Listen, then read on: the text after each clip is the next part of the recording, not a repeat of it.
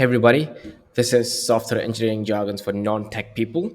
The reason for this video is when software engineers talk to each other, it's very on a it's on a very high technical level where non-tech people like business analysts kind of find it difficult to understand or what's happening in the what's happening internally. So these are very common terms used by software engineers, right? Now, as we go on, we'll be kind of looking into difficult terms, but these are like very common terms. If you work with a client and if you work with tech people, you kind of need to know these terms. Now, the first one's data ingestion. So I would like to kind of summarize data ingestion as it's the process of bringing in data from multiple sources, right? And ingesting or inserting that data into a database or a file storage or basically a hard disk, right? Let me give an example. Let's say you are a news aggregation website. You bring in news from multiple websites and you actually render it on your website. It's like a, let's say your Apple News or Google News, like something like that. And for you to actually like display the news, you need that news in your database, right? For example, there's a news title, there's a description, then there's the actual content. And so how would you bring in that data? You have like maybe APIs, or maybe you do some web scraping to bring in that news. And you may most probably you'll be doing it at intervals, maybe like 5 a.m., 10 a.m., like 12 a.m., etc., etc. And you just insert that news into your database. Let's just move on to the second one, which is S3 buckets. S3 buckets is basically a hard disk kind of service provided by AWS, where you can store images, videos, all sorts of binary data. Even you can actually store operating system images, right? You can store executables, exe files. There is a limit to the single file size. I'm not sure, it's like 5 gigs or 10 gigs, I'm not sure, but it's basically a hard disk where you can store stuff safely. One very common use case of using S3 buckets is for storing static, not static, like user uploaded data, right? So let's say you have a website where users can upload images and videos. If large or huge number of people start uploading videos, and your hard disk size like 10 gigs or 20 gigs, if there's no more size to kind of store data, your server might crash, right? So it's very common these days to use an S3 bucket, right? And serve that content through a CDN instead of storing the file content inside your server. Now let's move on to the logs. So logs are basically digital footprints left by applications or systems. Like, there's not much to actually explain, right? Let me give an example. If you have, let me give an example. I think that's better. So let's say you are trying to buy a product online from a shopping website, and during the checkout process something wrong happened. The payment did not go through, or something like something happened that was not expected, right? So let's say the person, the tech team, gets notified there's been an issue in the payment gateway, or there's been an issue in the shopping experience. What you could do immediately is look into the server logs, look into the server logs for something that's critical. Let's say there are log levels. So it's like a 500 is usually used for critical. Maybe there's like 400 for some like not very important stuff. Let's log level 100 for like informational logs or debug logs. And so you could look for the highest critical level log type, and kind of figure out immediately what's happening. Next is IAM. IAM is identity access management. So I think an easy way to kind of explain this would be, let's say you have a website, you have an admin user, you have a editor, user, you have a let's say manager user, and so each type of user can have only certain levels of permissions, right? And so from where do you kind of manage these? It's from the IAM, right? Or the identity access management. So let me give an example. Let's say you have a website where, or let's say you have a service where you kind of log in, type in your password, and create services, and you want to do these from a remote system. You want to do this, maybe run scripts, execute scripts from a virtual machine. And so how would you give in your username and password? You would not want to give in your user like root username and password. What you would essentially do is create a service account, right, and actually provide that service account credentials, which has very limited permissions. And so like you would be in a safe sweet spot to execute your scripts from a remote server. The next is containerization. So containerization is basically including the supporting parts for a software to actually run, right? So let me give an example. Let's say you are developing a script, or you're writing a front-end application with React, and you have Node installed on your system. You have like most of the dependencies that React requires are already on your system, right?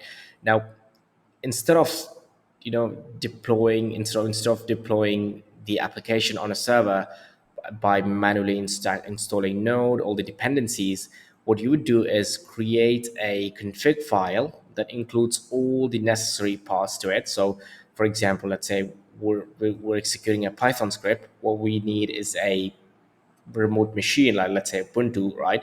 And all the necessary supporting packages that Ubuntu requires.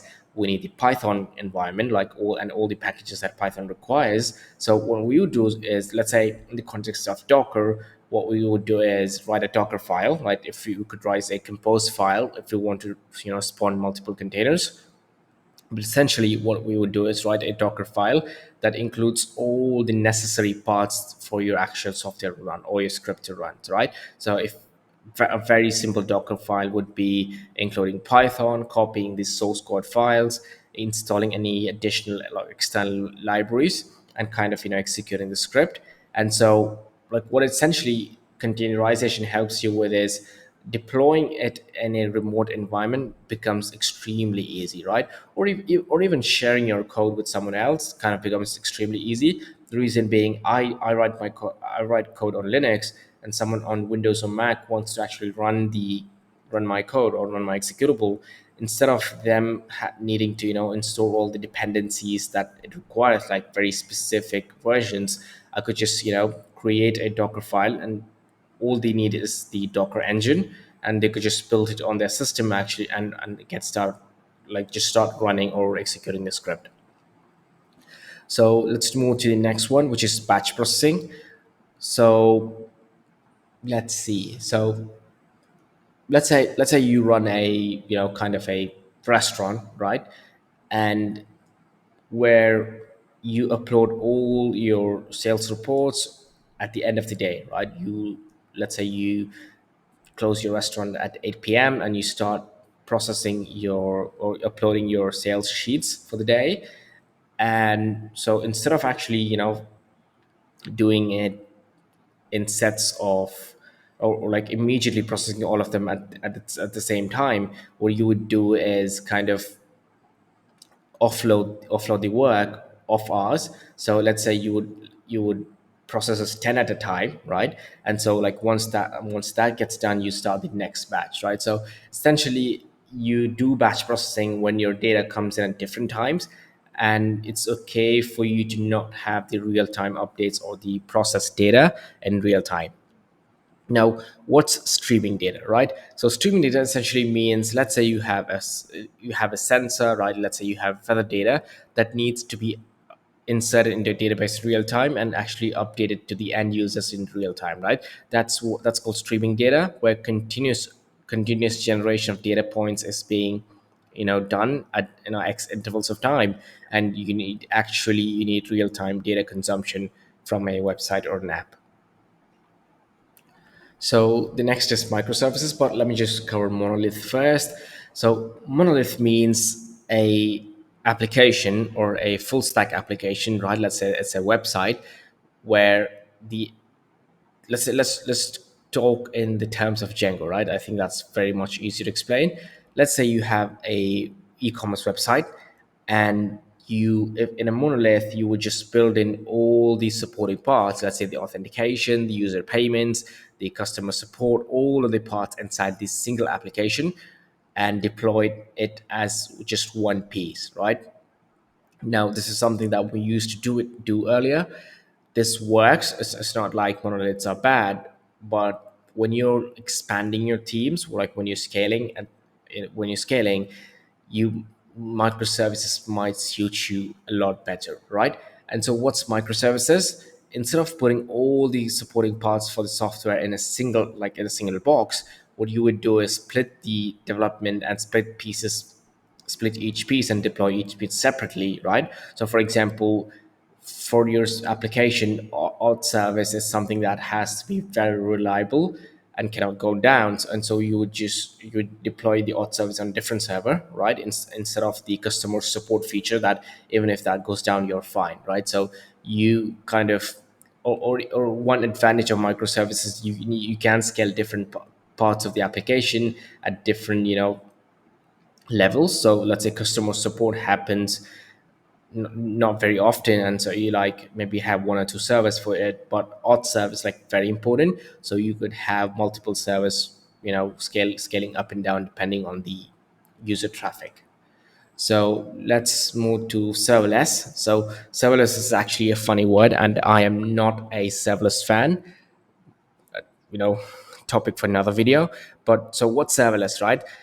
Instead of, let's say you need to send emails to customers, right? Let's say you need to send emails to customers for, there's a promotion or there's some suspicion activity going on your account, and you need to send emails to your customers. So instead of you handling the entire infrastructure, right, instead of you hosting or deploying the server, instead of you automatically scaling as per user traffic, what you would do is write the application logic and use the cloud service provider serverless feature to kind of deploy it. So in AWS, it would be Lambda functions. In GCP, that would be Cloud Functions. I think that's the name, Cloud Functions. And so all you have to do is the kind of application logic of sending the email, or making or triggering some internal applications that what's happening. And so let's say all of a sudden, let's say you've done some marketing, and all of a sudden you've got 1,000 or 10,000 user signups, and you need to send confirmation code emails to kind of complete the registration process. So instead of you managing the or you manually managing the scale of the email server or the email sending server, all you have, like, that'll be automatically done by AWS, Lambda automatically. So you can just forget what's happening underneath. Like these days you can actually host almost like database, like there are serverless Postgres databases these days. So yeah, so you do not have to manage the underlying infrastructure. You can focus on your application logic and just move with the application, right? It'll speed you up at set levels, but I'm not a huge serverless fan. Now let's move to the next one, which is load balancer. What's a load balancer? Let's say you have four to five servers. Let's say you have 4 to 5 odd servers, and how is the user traffic directed into each server, right? So what a load balancer would do is you would actually route your all the traffic to your domain. So let's say you got abc.com, you would, in the DNS config, you would direct that to the load balancers, CNAME or whatever code you're using, and the load balancer would internally redirect it to the servers you have, right? So let's say I've got 5 EC2 instances running or 5 servers running. Let's say in the context of AWS, we would just use AWS ELB, Elastic Load Balancer, and Elastic Load Balancer would, redirect the traffic to our servers based on the rules or priorities that we've set. The next is JWT.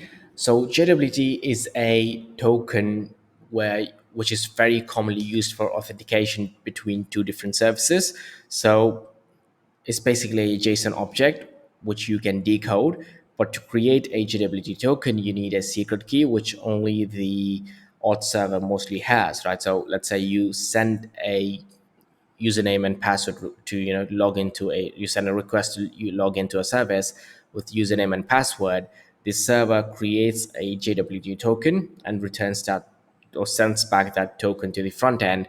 And for every subsequent request, all you have to do is send the JWT token, and the service can, kind of verify instead of going back into the database and checking if the username and password is correct for each request. So you can actually verify if a token is valid using your secret key. And it's a very common technique to do authentication between two different services. Now, what's a primary key? Like, so let's just talk about a relational database first. So a relational database is very similar to an Excel sheet, where you have rows and columns to represent data. And so a primary key is a unique key in a table. So let's say you have an Excel sheet and one of the columns is unique for each row, right? So you can have a UUID or maybe just an integer ID. And so for each row, that ID has to be unique. You cannot have two rows with the same primary key, right? So let's say you got user ID or you got a mobile phone number, which needs to be unique for each user in your website. So you could just set that as your primary key. Mostly it's just a or incremented primary key used by most user tables, but there are like very a lot of variations too. So what's rate limiting? So let's say a person is kind of trying to scrape your website, or kind of abusing trying to abuse your website by fetching a lot of data. So what you could do there is set rate limiting on your web server. So a very easy technique would be to set IP based rate limiting on your web server. So a person from the same IP cannot send more than, let's say, 10 requests per second, or 5 requests per second. And you can avoid a lot of abuse by these methods, right? There are a lot of you could use a lot of services. Maybe you could use Cloudflare, etc., etc. And rate limiting is a form of avoiding a lot of server build, right? So there are people who would kind of DDoS your server, right? Like it's like distributed denial of service attacks, where they would send huge number of requests to kind of flood your server with a lot of requests. And so rate limiting lets you avoid things like that. Now, what's cache? Cache is basically, how would I say? So let's say you are from Asia, you are a user requesting a resource on the web from Asia, and the server is hosted on, let's say, in the US, right? And first time you kind of pick that resource from the web, it takes some time to, let's say, 300 milliseconds or 500 milliseconds to fetch that content. But oftentimes the second time, or you hit back or refresh the page, it's like extremely fast. The reason is the resource that you accessed is cached or stored in a location that's near to you, maybe a server in Asia, maybe in Singapore or Malaysia. And this way you can actually get fetch your resources much faster. And like it's like, instead of fetching the resource from the source location every now and then, you can just reuse it from the nearest location. Now, let's move to the last one, which is CDN. So CDN stands as Content Delivery Network. So let's say you are hosting a social media application, and you want to serve the profile picture, show the profile pictures of other users, instead of sending in the real URL location of the image on the server. Let's say you are hosting your S3 images on S3. Instead of returning the S3 URL to the users, or you could just you know have a CDN connected to the S3 buckets folder, and let that domain name, kind of serve the images, instead of, returning the user the actual location of the S3 bucket images or other data pieces. Thank you so much.